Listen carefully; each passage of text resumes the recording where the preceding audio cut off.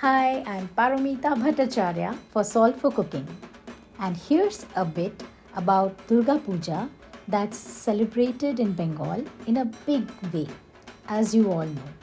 I remember it was in 1989 that an article was published in Eve's Weekly magazine. It was based on my mother's, that is Krishna Mukherjee's, description of Bengali culture, Bengali recipes, etc. It was written by her journalist friend Mukta Hegde. So we were all excited. It was Saraswati Pujo time and we invited Mukta auntie to take a peek at the festivities at our place. And guess what? It turned out to be a beautiful, informative article. So you see, there are three predominant Devi Pujas that Bengalis basically conduct over the whole year. Saraswati Pujo, which is Saraswati Puja, held in February on Vasant Panchami day. There's Lokhi Pujo that comes around a week after Durga Puja during Kojagiri Purnima time.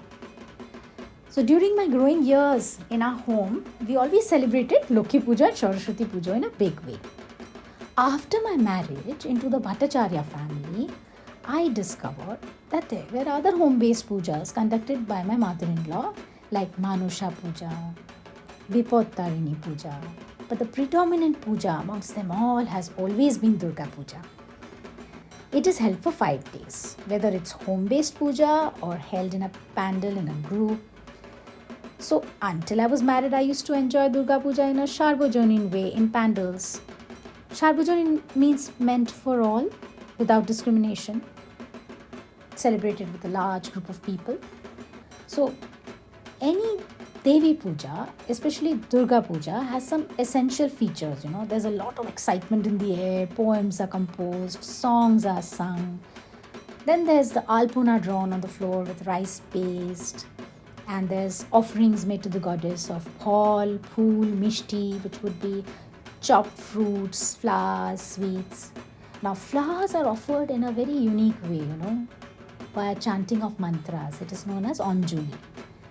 And during COVID time, when everyone was confined to their homes, in Kolkata, they would be chanting the Anjali mantras over loudspeakers so that people could make their offerings in their homes instead of coming to the pandals, which was so unique.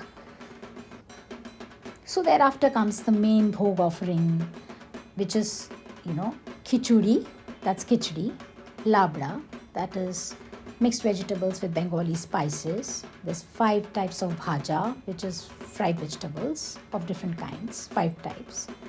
There's chutney, sweet tomato chutney predominantly. There's payesh, sweet rice porridge, and sweets offered to the goddess. Later on, we have all that as prasad. In the evening, we have the aroti, that's aarti, which is a very important part of the pujo. People come and see that and enjoy it. And later on, after that, there are the cultural entertainment programs like music, drama, pandals, dancing. So overall, lots of fun. It's as if each Bengali, no matter where he or she is mesmerized by the fervor and the flavor of this amazing festival. We wait for the whole year for this festival. So khichuri to me, is the center of all of this. It represents or symbolizes all the fun, the happy emotions, the bhakti, devotion that we hold in our hearts for the mother goddess during pujo time. Hence, I shared the simple khichuri recipe with you. Hope you all enjoy making it. So this is Paromita Bhattacharyya signing off for Solve for Cooking.